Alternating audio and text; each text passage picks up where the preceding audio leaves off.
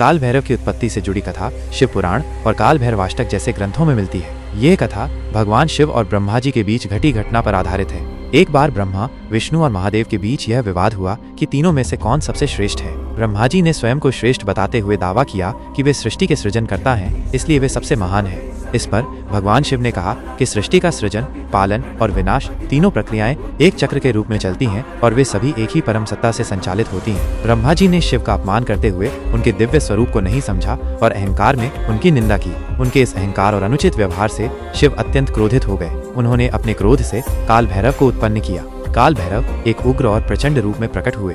उनके हाथ में त्रिशूल, डमरू और खड्ग था।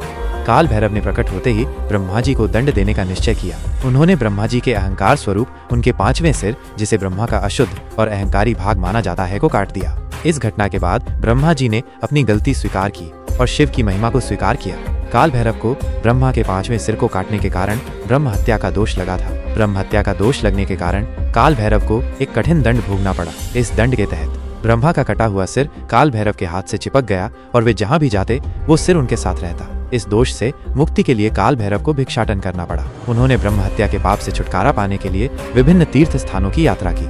अंततः काल भैरव जब काशी, वाराणसी पहुंचे तो वो कटा हुआ सिर उनके हाथ से गिर गया। काशी को शिव की नगरी माना जाता है और यहाँ उनके सभी पाप नष्ट हो गए। यहीं पर काल भैरव ने अपने कोतवाल स्वरूप को प्राप्त किया और उन्हें काशी का रक्षक और न्यायाधीश घोषित किया गया। काल भैरव को समय और न्याय का स्वामी माना जाता है। उनकी पूजा करने से भय, पाप और बुरे कर्मों के दोष समाप्त होते हैं। विशेष रूप से कालाष्टमी और वाराणसी में काल भैरव मंदिर में उनकी पूजा का महत्व है।